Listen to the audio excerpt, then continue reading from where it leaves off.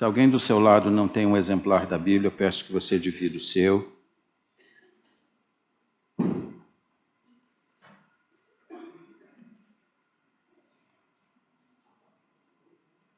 O Salmo começa dizendo: Bem-aventurado o homem que não anda no conselho dos ímpios, não se detém no caminho dos pecadores, nem se assenta na roda dos escarnecedores. Antes o seu prazer está na lei do Senhor, e na sua lei medita de dia e de noite. Ele é como árvore plantada junto à corrente de águas, que no devido tempo dá o seu fruto, e cuja folhagem não murcha, e tudo quanto ele faz será bem-sucedido. Os ímpios não são assim. São, porém, como a palha que o vento dispersa. Por isso os perversos não prevalecerão no juízo, nem os pecadores na congregação dos justos. Pois o Senhor conhece o caminho dos justos, mas o caminho dos ímpios perecerá. Que Deus abençoe a sua palavra. Amém? Hoje eu quero pregar sobre os dois caminhos. Vamos orar. Bendito Deus e nosso Pai, submissos à Tua voz, convictos daquilo que o Senhor deseja falar. Peço agora a Tua bênção, Teu favor, Teu servo depende de Ti. Precisa da ação do Teu Espírito iluminando a sua mente e guiando seus lábios. Abençoe aqueles que estão aqui neste auditório e aqueles que, bem distante daqui, nos acompanham remotamente. Mas que a Tua palavra se aplique a cada coração que ouvir a exposição deste texto. É a oração que eu faço na mediação de Jesus. Amém. Por favor, tome assento.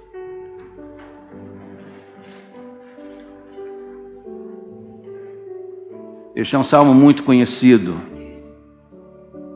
mas realmente esse é um salmo pouco compreendido. E a minha expectativa e a minha esperança hoje é que, apesar das limitações do pregador, Deus possa lançar mais luz no seu entendimento para a compreensão desta palavra. Esse é um salmo anônimo, embora nós atribuamos a Davi mais da metade, ou quem sabe metade, da autoria dos salmos, nós não sabemos exatamente quem escreveu este salmo. Mas esse salmo certamente foi fruto de uma revelação e de uma observação sobre o caminho do justo e sobre o caminho do ímpio. Hoje à noite eu vou pensar com vocês algumas verdades que estão contidas aqui nesta passagem. A primeira delas, o tema deste salmo. Se alguém perguntar a você qual é o tema do Salmo 1, o que você responderia? Coloca aí sua mente para trabalhar. Coloca as engrenagens para girar. O que você diria? Do que é que o Salmo está tratando? Do que é que o salmista está observando e enfatizando aqui nesta passagem? Se você observar atentamente, você vai ver que ele começa falando sobre não se sentar, não andar, não se deter. Ele começa descrevendo o caminho de um homem justo, dizendo que em algumas coisas ele não se detém, em algumas coisas ele não tem prazer. E quando ele vai caminhando lá para o final, ele vai descrever exatamente o caminho de um homem ímpio, e aonde esse caminho vai terminar. Fica muito claro aqui para nós de que ele está falando sobre dois tipos de caminho. O caminho do homem justo, o caminho do homem que anda distante de Deus. E é sempre oportuno a gente lembrar de que sempre que a Bíblia apresenta esse fato, a Bíblia só nos coloca diante de duas alternativas. E a grande pergunta que um texto deste impõe para cada um de nós aqui é: em que caminho eu me encontro? No caminho do homem justo, no caminho do ímpio, no caminho do homem ímpio? na década de 40, década de 50 aproximadamente, a Casa Publicadora Presbiteriana fez uma publicação interessante sobre um quadro conhecido como Os Dois Caminhos. Eu ainda tenho essa imagem gravada na minha mente, provando que aquilo que a gente coloca em casa, os quadros que a gente coloca em casa, versículos que a gente afixa em algum lugar da casa, pode parecer inocente isto, mas isso tem uma importância muito grande. Muitos de vocês aqui se lembram de quadros como a Arca de Noé. Alguns se lembram deste quadro, Os Dois Caminhos, que apresenta um homem diante de uma bifurcação e diante dele dois caminhos. Um caminho apertado, difícil, e de outro lado um caminho bem largo, espaçoso, cheio de prazeres, e o final dele terminando na perdição eterna. Embora esse quadro seja muito conhecido, e embora ele esteja presente na minha memória, hoje eu sei que aquele quadro tem um erro teológico muito grave. Porque aquele quadro apresenta alguém que está antes dos dois caminhos. Alguém que está olhando para dois caminhos e ainda escolhendo em que caminho vai trilhar. Você sabe que isso não existe. Ou você já está no caminho do homem justo, ou você já está trilhando o caminho do homem ímpio. Não existe ninguém aqui neste auditório e alguém que me ouça pela internet que possa dizer: eu ainda não estou nem em um nem em outro, porque isso não é possível. Você está trilhando por um deles.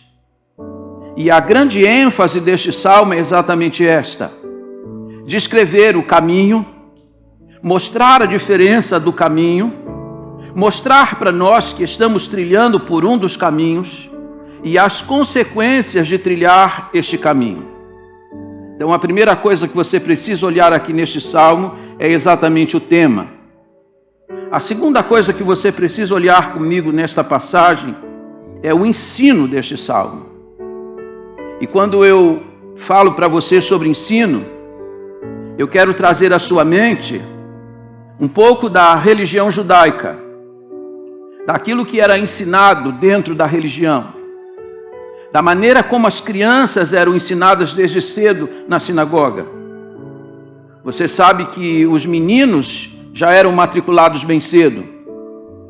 Quando eu fui a Israel, eu tive a oportunidade de visitar o Muro das Lamentações e pude entrar num recinto bem reservado dentro do Muro das Lamentações, onde havia centenas e centenas de crianças sendo ensinadas pelos escribas. Elas estavam ali decorando princípios da Torá. Elas estão sendo marteladas o tempo todo, está sendo inculcado nelas princípios da palavra. Isso não acontece só agora. Isso já acontecia no passado. E você sabe qual era o primeiro ensino que uma criança recebia quando chegava à sinagoga? E note que o ensino ele era dado, via de regra, através de canções. Assim como nós ensinamos as crianças num culto infantil a partir de algumas canções. Mas as canções que as crianças cantavam logo na sua instrução eram basicamente os salmos que estão no saltério. E sabe qual era o primeiro salmo que uma criança aprendia? O salmo de número 1. Curiosamente, em nossas igrejas, o salmo que as crianças aprendem primeiro, normalmente é o Salmo 23. Mas naqueles dias, e note que Jesus também foi uma criança, e Jesus foi uma criança que na sinagoga, ele ia sempre com seus pais, ele também aprendeu, ainda menino, o Salmo 1. Ele certamente cantou com outras crianças o Salmo 1. Certamente cantou com os seus pais o Salmo 1. Aliás, me permita aqui abrir um parêntese importante. O melhor tempo para se ensinar um filho é exatamente na sua infância. aquilo que ele aprender nessa época, jamais ele vai se esquecer. Essa semana eu me reuni em casa com alguns jovens que queriam aprender qual é a dinâmica que eu uso na preparação de sermão. E sentamos juntos com a Bíblia aberta e eu fui apresentando a maneira como eu trabalho um texto para que no final saia um esboço de um sermão. E eu comecei a mencionar algumas coisas que eu tenho de cor, coisas que eu tenho gravado na minha mente. E quem estava lá disse assim: pastor, como que o senhor conhece tanta coisa? Eu disse: tudo isso que eu sei de cor, eu aprendi ainda criança. Você pode pensar que a maior parte desses versos que eu recito de cor aqui neste auditório, eu aprendi agora na minha vida madura. Não, senhores, eu aprendi menino. O melhor tempo para guardar as coisas na cabeça, os melhores tempos para você absorver as verdades bíblicas. Jesus foi um desses meninos que foi levado pelos seus pais para a casa do Senhor. Aliás, uma pergunta que a gente faz sempre para os pais: por onde andam os seus filhos? Por que eles não estão na escola bíblica dominical? Por que você não está incutindo desde cedo a palavra de Deus? Está esperando a adolescência deles? Na adolescência eles não vão vir. Quando eles chegarem à juventude, se eles não aprenderem desde cedo, a não ser que Deus faça um grande milagre, eles não virão. Essas coisas a gente ensina bem cedo. Aliás, esta é uma exortação de Provérbios 22:6. Aliás, mais um verso que eu aprendi ainda menino. Instrui o menino no caminho em que ele deve andar, e até quando ele envelhecer, não se desviará dele. Jesus foi alguém que aprendeu. E isto que ele aprendeu ainda menino, e que ele cantou, recitou, isso teve um impacto e uma importância muito grande no seu ministério. Note que, se você observar os discursos de Jesus, você vai perceber que no discurso dele, ele vai citar algumas vezes o Salmo 1. Olha comigo lá, Mateus capítulo 7, versículos 13 e 14, as palavras que Jesus diz ali: entrai pela porta estreita, largue a porta e espaçoso o caminho que conduz à perdição, e são muitos os que entram por ela, porque estreita é a porta e apertado o caminho que conduz para a vida, e são poucos os que acertam com ele. De onde Jesus tirou, extraiu essas ideias? Se você ler o Salmo 1, vai ver que a primeira parte desse Salmo trata exatamente disto. De um caminho de facilidades e de um caminho de renúncia. De um caminho que conduz à vida, de um caminho que conduz à perdição. Se você me pergunta de onde Jesus extraiu, eu digo, ele extraiu essas ideias do Salmo de número 1. Isso significa que aquilo que ele aprendeu teve um impacto decisivo na sua vida e no ministério de ensino que ele executava. Terceira coisa que você deve olhar comigo neste salmo. Olha comigo lá. O quê? Volta um pouquinho. Fundamento. Volta para o fundamento, por favor. Verso de número 2. Antes, tem o seu prazer na lei do Senhor, e na sua lei medita de dia e de noite. Essa é a terceira verdade contida nesse salmo, seu fundamento. E o fundamento é esse. O salmista está descrevendo alguém que ele reputa como sendo alguém justo, como sendo alguém bem-aventurado, e ele disse que isto se fundamenta exatamente na submissão que ele tem na palavra de Deus. Ele é exatamente bem-aventurado por isso. Ele é bem-aventurado pelas coisas que ele deixa de fazer e pelo prazer que ele tem na palavra de Deus. Minha pergunta a você: em que você tem prazer? O salmista diz que o homem justo, o servo bem-aventurado, ele tem prazer na lei do Senhor. Algo que parece que a nossa geração não conhece. Dificilmente você encontra alguém que diz: eu tenho um prazer imenso de ler a Bíblia todos os dias. Eu tenho o prazer de meditar na palavra de Deus. Tratamos muitas vezes a palavra de Deus com descaso. Muitas vezes nossa Bíblia fica esquecida durante toda a semana. Lembramos dela no domingo porque precisamos trazê-la para a igreja. E às vezes nem para a igreja trazemos mais. Ele disse antes: tem o seu prazer na lei do Senhor. Lei do Senhor aqui é a palavra de Deus. Era desse modo que o judeu se referia aos 5 primeiros livros da Bíblia, a chamada Torá. Eu tenho prazer na lei do Senhor. E note que boa parte dos livros que ele fala que ele tem prazer são livros que tratam de preceitos para a vida. E é nisso que eu tenho prazer. É nessa lei que eu medito dia e noite. E a pergunta é: o que significa aqui meditar? Meditar significa mastigar. Ou ainda numa linguagem mais popular, ruminar. Você conhece a experiência dos animais, sobretudo quem vive na vida pastoril ou na vida do campo, daquele animal que come, que ingere, e que durante a noite vai à bolsa estomacal e traz novamente o alimento para a boca. E agora sim, ele vai começar a mastigar aquilo que ele ingeriu durante o dia.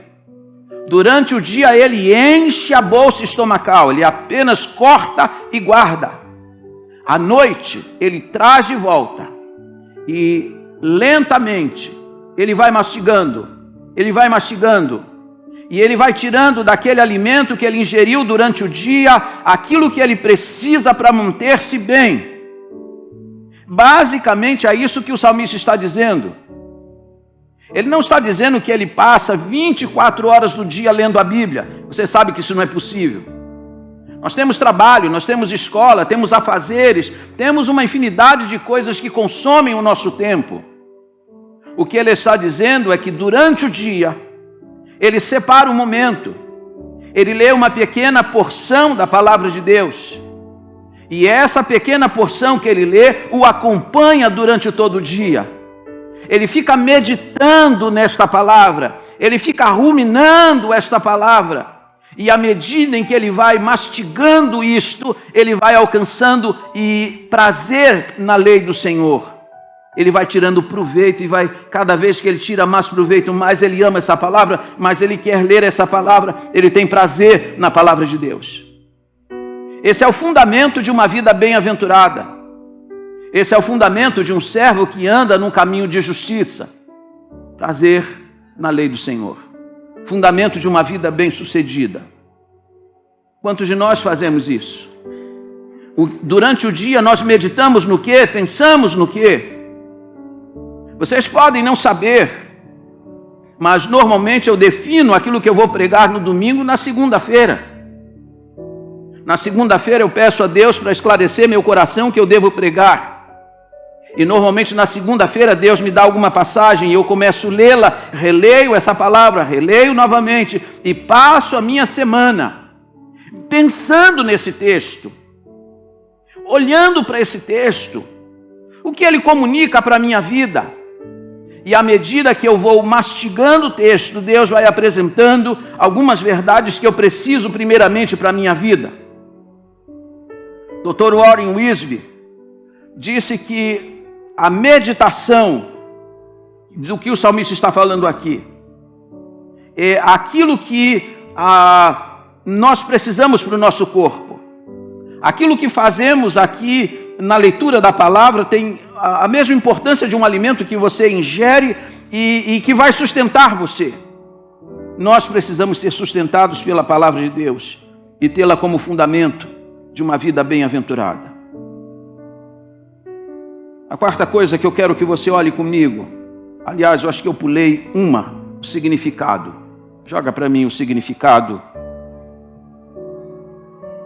Observe que este salmo começa dizendo assim: bem-aventurado o homem que não anda no conselho dos ímpios. Pergunta é, o que significa bem-aventurado? A maior parte das versões bíblicas, aliás, a NVI começa dizendo assim: como é feliz o homem que não anda segundo o conselho dos ímpios. Todas as vezes que você pergunta para alguém o que é ser bem-aventurado, qual é a resposta que as pessoas dão? Feliz, alegre.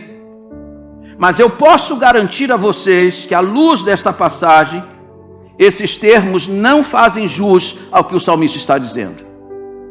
Ele não está apenas dizendo que o homem que não anda segundo o conselho dos ímpios, ele é uma pessoa alegre e feliz. O conceito aqui é muito mais profundo do que isso que imaginamos.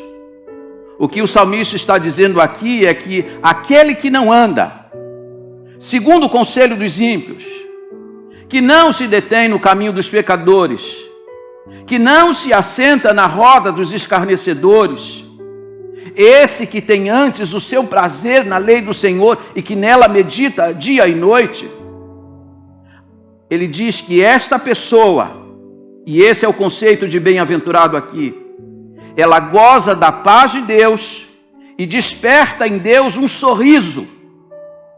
É como se Deus, lá da sua glória, olhasse para esse servo aqui na terra e desse um sorriso para ele. Deixa eu perguntar a você, você desperta sorriso em Deus? Quando Deus olha da sua glória celestial para você aqui, qual é o sentimento que brota em Deus a seu respeito? O que o salmista disse é que quando Deus olha para alguém que anda nesse caminho que ele aprova e rejeita aquele caminho que Deus desaprova, Deus dispensa sobre ele a sua paz, o seu shalom, e dá para ele um sorriso. Por isso ele é feliz, por isso ele é bem-aventurado, porque ele é alguém que está vivendo numa intimidade com Deus, ele está gozando de uma amizade com Deus, de tal forma que Deus tem prazer na vida dele. Esse é o significado deste salmo. E note que este homem, ele é bem-aventurado por 3 motivos que o texto explicita para nós. Primeiro, porque ele não anda no conselho dos ímpios. O que significa isso? O que o salmista está dizendo é que todo ímpio tem uma forma de pensar. Todo ímpio tem uma cosmovisão bem particular. Ele vê a vida, ele enxerga as coisas de uma forma. Mas quem serve a Deus não anda no conselho deles. Não se deixa guiar pelo pensamento deles. O salmista diz mais: ele não se detém no caminho dos pecadores. E aqui presta atenção em algumas coisas importantes. Quando ele se refere ao ímpio, e eu, desde menino, eu estou dentro da igreja, quando falava em ímpio na igreja, e às vezes os pastores, para orientar as jovens, as moças da igreja, assim, nunca namore com o ímpio. E eu ficava pensando assim, ímpio deve ser uma pessoa muito ruim. Ímpio deve ser uma pessoa assim de uma vida muito desbragada. Mas o conceito de ímpio aqui é de alguém descrente, de alguém que não está nem aí para Deus. Ímpio é aquela pessoa que você diz: você não quer ir para a igreja comigo? Ah, igreja, eu não estou afim de igreja. Ele pode não fazer coisas assim absurdas do ponto de vista moral, mas o simples fato dele não querer Deus na vida dele, dele não dar importância às coisas de Deus, a Bíblia diz que ele é um ímpio, e o justo, o homem bem-aventurado, não anda no conselho deles, não se deixa guiar por eles, mas também não se detém no caminho dos pecadores. Se ímpio é apenas um descrente, pecador aqui é alguém que ama o pecado, alguém que vive no pecado, que não se importa com o modo como está vivendo. Um servo de Deus não vai se deter no caminho de gente assim. E aqui presta atenção no que eu vou falar. Você já deve ter encontrado gente, inclusive aqui na igreja, que diz assim: eu só vou lá, mas eu não vou participar. Eu vou ficar lá, mas eu não vou beber. Aqui está dito que um homem justo, de um homem que desperta o sorriso de Deus, é alguém que não frequenta determinados ambientes. Essa história de estou lá e não me comprometo, estou lá e não faço nada, não cola, porque a Bíblia não ensina isso. Os lugares que a gente frequenta definem também quem nós somos e aquilo que nós despertamos em Deus. Agora, com o advento de festa junina para cá, festa junina para lá, festa junina na escola, não, a gente não vai celebrar São João, a gente não vai celebrar São Pedro, a gente só vai estar lá, conversa fiada. O lugar que você frequenta, o lugar em que você põe seu pé, define quem você é. E se você frequenta ambientes que Deus não aprova, em vez de despertar em Deus um sorriso, você desperta em Deus desprazer. É isso que o salmista está dizendo. Diz mais, ele também não se assenta na roda dos escarnecedores. Tudo aqui nesse salmo é verbo: andar, deter, sentar. E todos os verbos estão numa crescente. A ideia do salmista é de alguém que passa, olha, admira, daqui a pouco para, põe a mão no queixo, daqui a pouco está sentado, junto, participando, indicando para nós que ninguém cai de uma única vez. Quando um crente cai, ele já vinha caindo há muito tempo. A gente na igreja que fica impressionado, como pode? Estava tão bem na igreja, de repente, não tem de repente, isso foi uma queda processual. Ele um dia passou, olhou, admirou, parou para ouvir, daqui a pouco se deteve, ficou ali observando, daqui a pouco ele estava sentado junto. E escarnecedor aqui são aqueles que zombam das coisas de Deus, das coisas que pertencem ao reino de Deus, e o justo não anda assim. Ele não anda no conselho deles, não fica parado no caminho deles, nem se assenta junto deles, porque se ele fizer isso, ele não desperta em Deus satisfação e não faz Deus abrir um sorriso para ele. E o sorriso de Deus é tudo. Olha comigo, Números, capítulo 6, verso 22 a 26. Essa bênção aqui é chamada de bênção sacerdotal, ou de bênção araônica.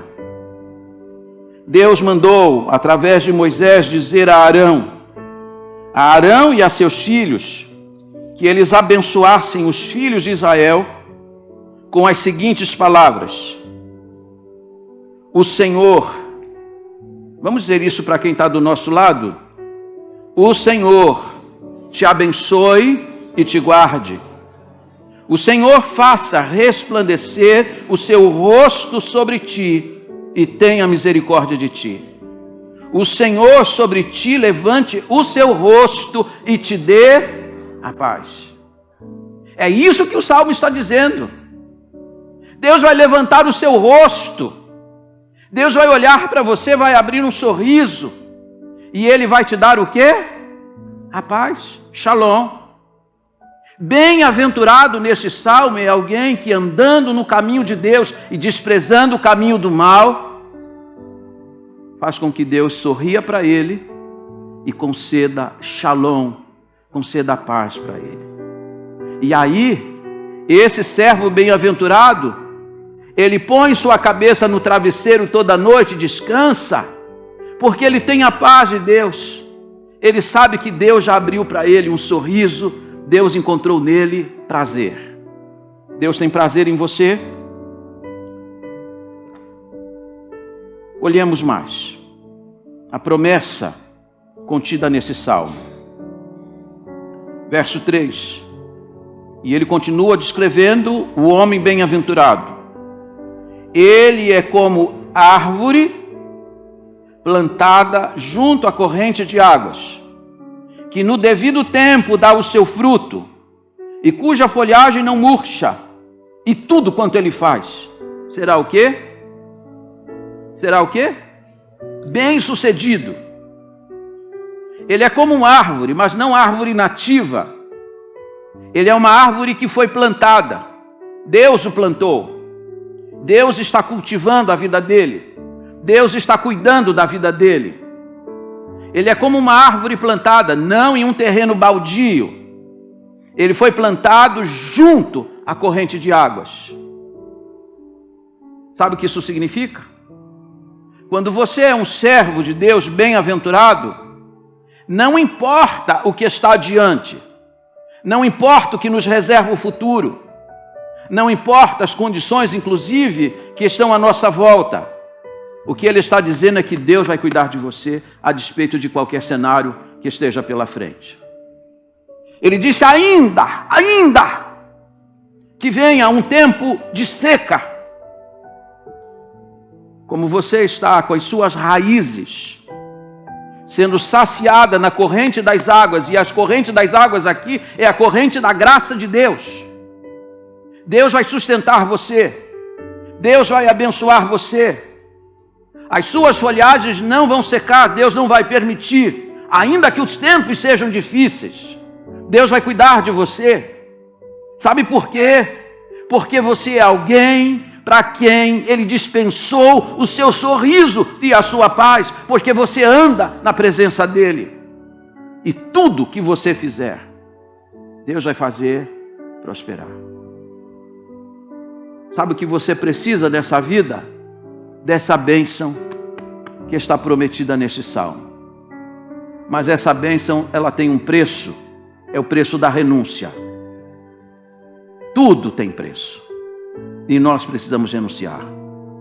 Renunciar o conselho dos ímpios, o caminho dos pecadores e a roda dos escarnecedores. Eu não vou andar nesse caminho, porque eu sei que Deus não se agrada disso. Vou andar no caminho que Deus aprova, porque eu quero que Deus olhe da glória, olhe para mim e sorria. Olhe para mim e diga: eu te dou shalom, eu te dou a minha paz, eu vou levantar o meu rosto sobre você e vou te dar a paz. Porque o contrário disso, e Deus vai falar isso inúmeras vezes aqui no Antigo Testamento, que quando o homem anda num caminho que Deus não aprova, Deus vira o rosto dele, porque não encontrou nele prazer algum. Qual é a atitude de Deus em relação a você? De sorriso ou de alguém que vira o rosto e diz: não tenho prazer? Sexto lugar, já vou terminar. A advertência deste salmo, verso 4. Os ímpios não são assim. Não são assim como? Eles não são como uma árvore plantada junto à corrente de águas. Eles não têm estabilidade em todo o tempo. Muito pelo contrário. Diz o salmista, eles são, porém, como a palha que o vento dispersa. Veja que contraste gritante que está aqui no Salmo. O justo, ele é como uma árvore. O ímpio é como uma palha que o vento empurra. Sabe que os nossos padrões muitas vezes estão embotados? A nossa percepção, o nosso olhar muitas vezes está embotado. Você olha para os ímpios, muitas vezes bem-sucedidos daqui, diz assim: caramba, hein? Esse cara não quer saber de Deus, vive numa boa, vive numa casa melhor do que a minha, dirige um carro melhor do que eu, viaja toda hora para o exterior e eu nunca viajei até Itapevi. O ímpio é que está legal. Você está muito enganado. Você está muito enganado. Você está olhando só para aqui, para agora. Salmo 73, o salmo de Asaf. Asaf diz, eu estive muito perto de cair. Os meus pés quase que resvalaram e quase que eu caí. Por quê? Porque eu fiquei olhando para o homem ímpio. Numa boa, sempre com saúde. Tudo para ele indo bem. E eu aqui, inutilmente, lavando as minhas mãos na inocência. Chegou uma hora que eu fiquei perguntando, de que me vale viver uma vida justa e santa? Eu passo por provações, eu passo por dificuldades, e ele que não quer saber de Deus está numa boa. Mas leia o Salmo 73 até o final, porque lá no finalzinho do Salmo 73 diz assim, eu pensava assim até que eu entrei na casa de Deus. A casa de Deus, ela é fundamental para a gente compreender as coisas da vida. Vir para o culto, ouvir a exposição da palavra é essencial para a sua vida. Aí eu entrei na casa de Deus, aí eu compreendi o fim deles. Eles estão numa boa aqui, mas eles estão perdidos na eternidade. O salmista está dizendo, o justo, ele é como uma árvore que foi plantada por Deus, cultivada por Deus, cuidada por Deus. O ímpio é apenas uma palha que vai passar. Você está com inveja do ímpio? Olha para o final da história dele e olha para o final da história de um homem que anda na presença de Deus. Ele é bem-aventurado, ele é feliz, porque ele não vive somente para o aqui e agora, ele tem expectativa de eternidade. Ele diz mais no verso 5, por isso os perversos não prevalecerão no juízo, nem os pecadores na congregação dos justos. Agora a gente anda lado a lado com eles. Spurgeon disse que a igreja hoje é uma grande mistura, joio e trigo. Mas quando chegar aquele dia, e você sabe que tem gente que na igreja está andando por caminhos que não deveria andar. Em vez de andar nos caminhos que a palavra de Deus ensina, está andando num caminho completamente diferente. Ele pensa que vai se safar simplesmente porque ele está dentro da igreja. Mas o salmista disse, ele não vai prevalecer na congregação dos justos. No final, o Senhor vai fazer separação. O Senhor sabe quem são os justos. E esse é o meu ponto final, o resumo deste salmo. O sumário deste salmo, veja o que ele disse no verso 6. Pois o Senhor conhece, vamos dizer juntos, pois o Senhor conhece. Diga a pessoa do seu lado, o Senhor conhece. Conhecer aqui é o verbo iada. Iada diz conhecimento profundo, conhecimento íntimo. É a mesma palavra que a Bíblia vai usar para definir a relação íntima entre um homem e uma mulher no casamento. Conhecer. Quantas vezes você já leu na Bíblia, e fulano conheceu fulana? E José conheceu Maria numa relação íntima. Aqui Deus está dizendo, eu conheço. Sabe por que eles não vão prevalecer na congregação dos justos? Sabe por que eles não vão prevalecer no juízo? Porque eu conheço. O juízo de Deus não é periférico, o juízo de Deus não é superficial. O que o salmista está dizendo é que ele conhece a sua vida, conhece os seus caminhos. Deus sabe por onde você tem andado. Deus sabe a quem você tem ouvido. Deus conhece você íntima e profundamente. Você pode enganar a quem você quiser, mas você não pode enganar a Deus. Ele conhece o caminho dos ímpios e por isso ele disse, eles vão perecer. Mas Deus também conhece o caminho do homem justo. Você pode pensar assim, puxa vida, eu me santifico tanto, eu busco tanto, parece que Deus não está vendo. Deus conhece. Deus não conhece apenas a sua luta, Deus conhece o seu caráter. Mesmo que você esteja numa luta muito grande, Deus pode estar olhando para você da glória e abrir um sorriso bonito para você, porque Ele te conhece. Nunca será inútil lavar as mãos na inocência, porque você está diante de um Deus que conhece você, que conhece os caminhos por onde você anda. Deus sabe todas as vezes que você rejeita as ofertas do mundo e do pecado. Deus está atento ao modo como você está vivendo. Você me pergunta assim, quais são os parâmetros que Deus utiliza para julgar? 2 parâmetros eu entendo como sendo os parâmetros finais para eu terminar esse sermão. Coloca na tela. Primeiro, Deus julga você a partir daquilo que lhe dá prazer. O que é que dá prazer para você? Aqui, o servo bem-aventurado, o homem justo, ele tem prazer na lei do Senhor. É nela que ele medita o dia todo. O ímpio, ele tem prazer no pecado, em andar longe de Deus e nas coisas que Deus não aprova. Quando Deus julga você a partir daquilo que lhe dá prazer. Em que está o prazer da sua vida?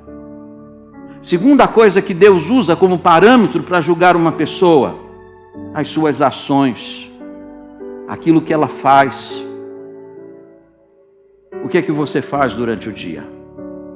O que você faz no seu dia a dia? Essas coisas Deus vai usar para julgar você.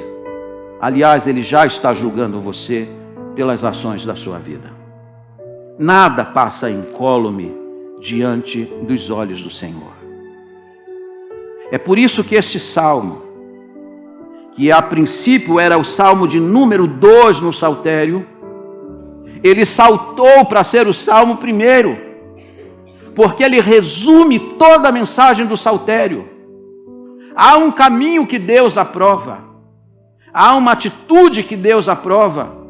Deus aprova o caminho daquele que anda na sua lei e nela medita dia e noite, mas Deus desaprova o caminho do homem ímpio. E aqui uma advertência para quem não é crente. Não tenham medo de dar essa advertência, porque ela vem da palavra. O caminho do homem ímpio, inexoravelmente, ele vai terminar em perdição. Ele vai ruir, porque Deus não tem prazer nele. Talvez eu esteja falando com alguém aqui que até hoje despertou em Deus o desprazer. Conduta da vida, as palavras da vida, as atitudes da vida, Deus sempre virando o rosto. Hoje você pode pacificar essa relação com Deus. Hoje você pode se voltar para Deus dizendo: Senhor, eu me arrependo dos caminhos que eu andei, dos conselhos que eu segui, das rodas em que eu assentei. Eu quero andar no caminho que o Senhor aprova, porque eu quero que do céu o Senhor abra um sorriso e também me dispense a sua paz. Eu quero estar em paz com o Senhor. Eu quero ir para a minha casa hoje, deitar a minha cabeça no travesseiro, sabendo que eu estou em paz com o Senhor, a minha relação com o Senhor foi pacificada. Por favor, a igreja, curve a sua fronte por um instante.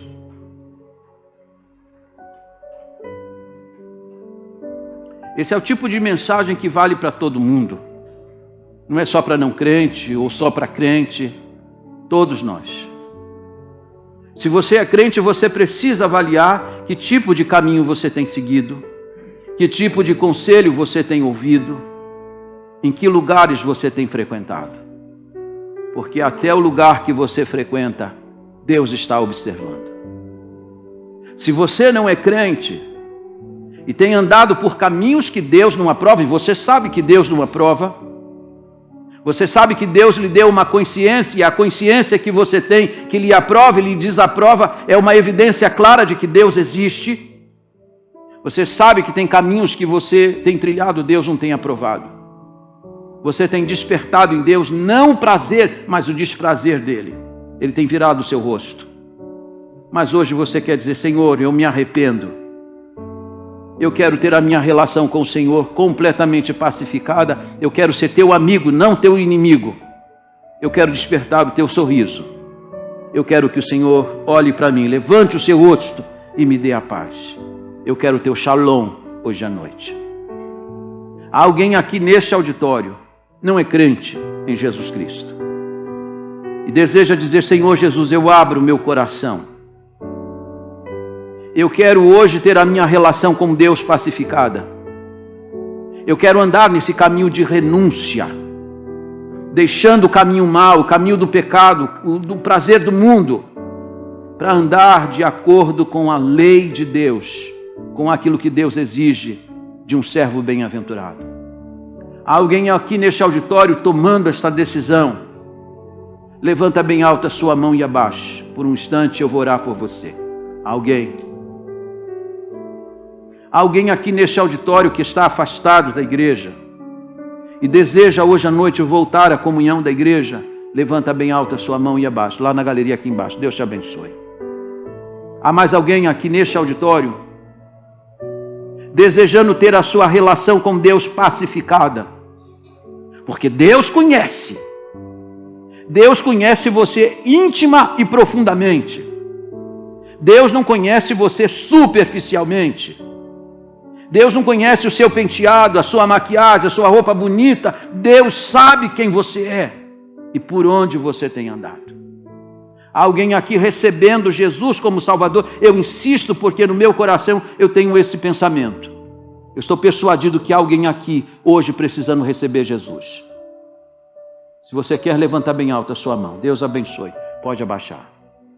Há uma outra pessoa aqui neste auditório desejando andar como um servo bem-aventurado. Alguém que desperta em Deus um sorriso e faz com que Deus levante o seu rosto e diga: a você eu vou te dar a minha paz. Há alguém mais? Levanta bem alto. Deus abençoe. Pode abaixar a sua mão.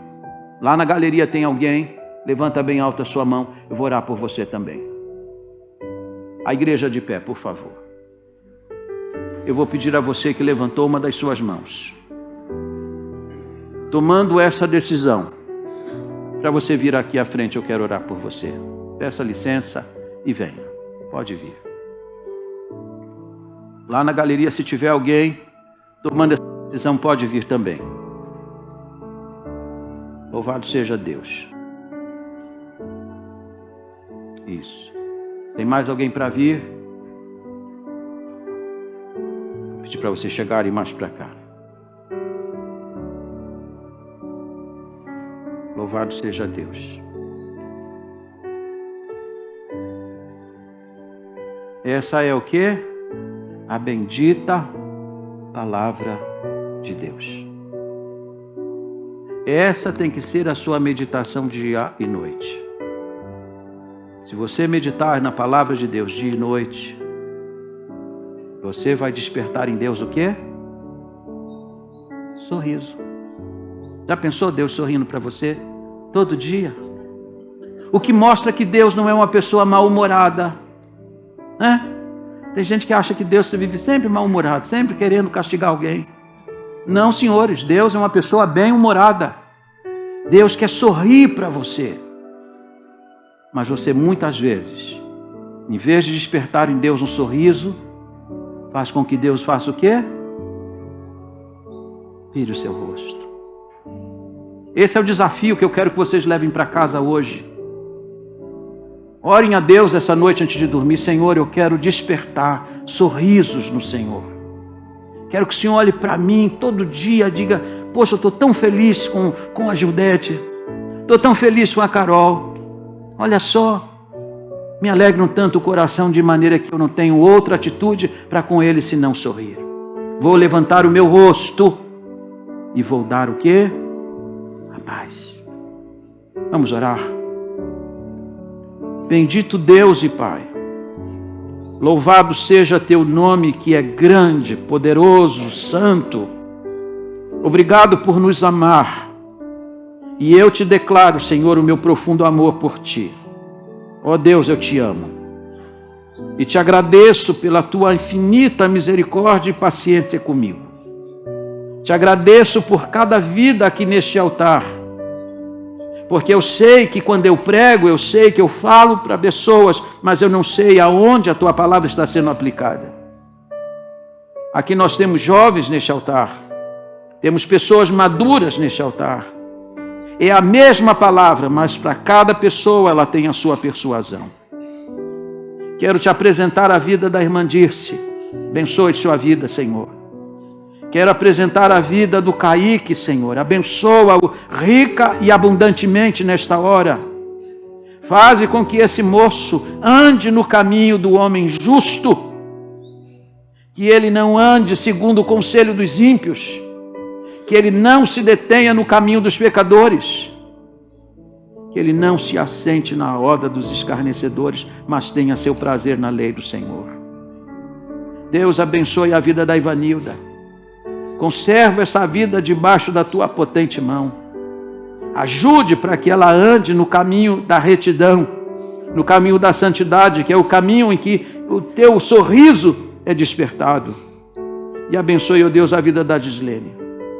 Abençoe ricamente a vida dela. Completa a boa obra que o Senhor já tem iniciado. Faz uma obra profunda na sua casa. E dia após dia, ajude que ela ande no caminho certo, no caminho da retidão, no caminho da tua palavra, que ela tenha prazer na lei do Senhor e na sua lei medite dia e noite, de modo que o Senhor possa olhar para ela também e abrir o maior sorriso todo dia, levantar o seu rosto e dar a paz para ela. Essa é a oração que eu faço, Senhor, humildemente, no nome bendito e santo de Jesus Cristo. Amém e amém.